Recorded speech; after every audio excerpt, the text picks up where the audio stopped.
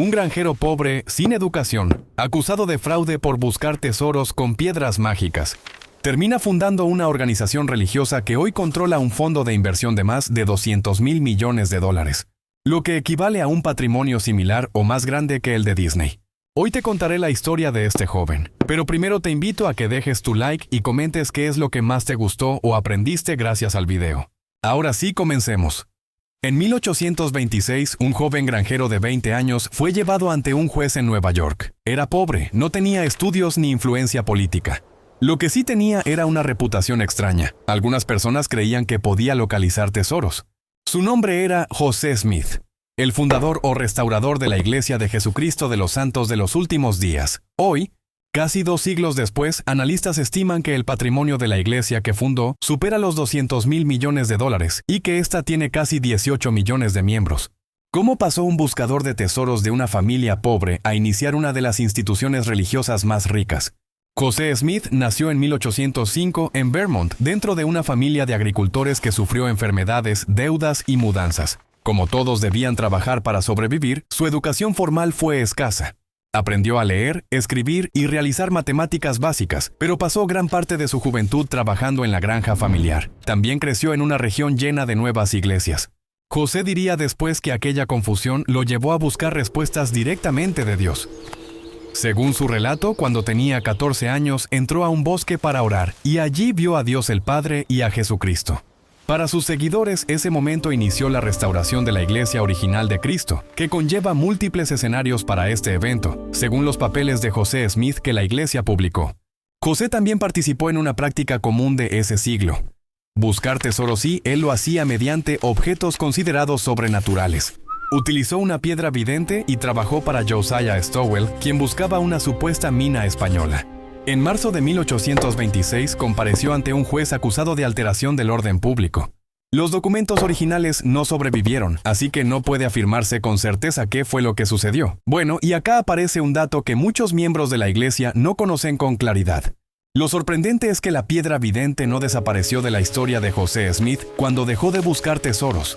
Según José, la traducción del Libro de Mormón se realizó por el don y el poder de Dios, y durante ese proceso utilizó en distintos momentos 2 tipos de instrumentos.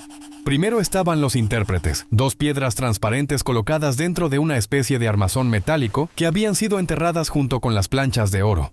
Después también utilizó su propia piedra vidente, el mismo objeto que años antes había empleado para intentar localizar tesoros. La iglesia actualmente reconoce tanto el uso de los intérpretes como el de la piedra vidente y considera que la traducción ocurrió de manera milagrosa. Pero, ¿de qué trata el Libro de Mormón? Según el propio texto, es una recopilación de profetas por 1000 años que vivieron en el continente americano. Su historia comienza con una familia que abandona Jerusalén y llega a este continente. El libro relata migraciones, guerras y sobre todo las enseñanzas y la vida de estos profetas. Su fragmento central ocurre cuando Jesucristo, después de su resurrección, aparece en el pueblo de América. Les enseña su evangelio y establece su iglesia entre ellos. Sin embargo, producir el libro estuvo lejos de ser un proceso tranquilo.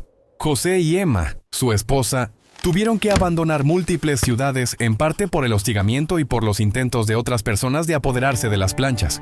Además, vivían con recursos muy escasos y dependieron en varias ocasiones de amigos que les proporcionaron alojamiento, comida e incluso dinero. No solamente eso, acá empezaron múltiples eventos. José y Emma perdieron a su primer hijo poco después de nacer, mientras Emma estuvo tan enferma que llegó a temer por su vida.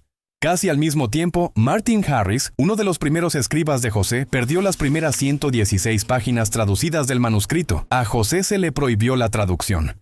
Se detuvo durante aproximadamente 9 meses. Aquellas páginas nunca fueron recuperadas. Finalmente, en 1830, el Libro de Mormón fue publicado.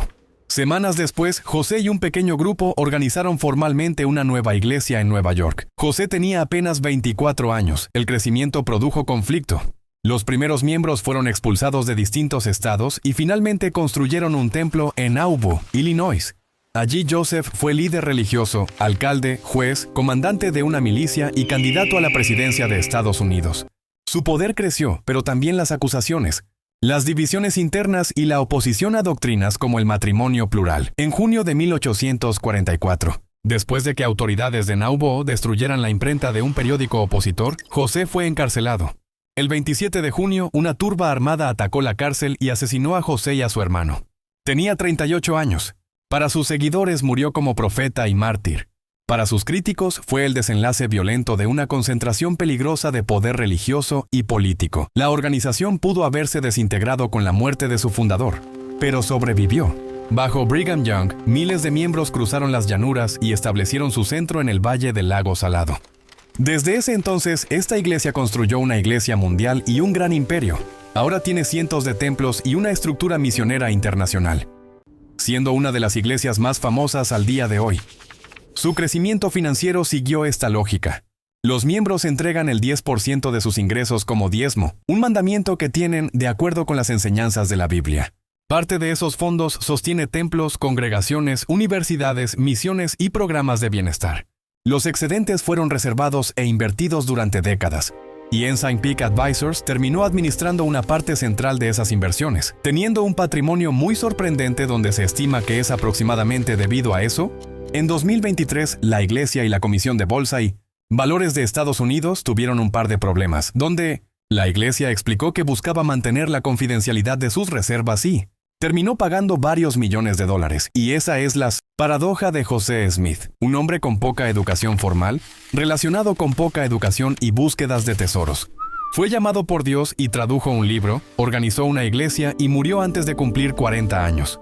Nunca vio los templos repartidos por el mundo, los millones de miembros ni el gigantesco fondo de inversión.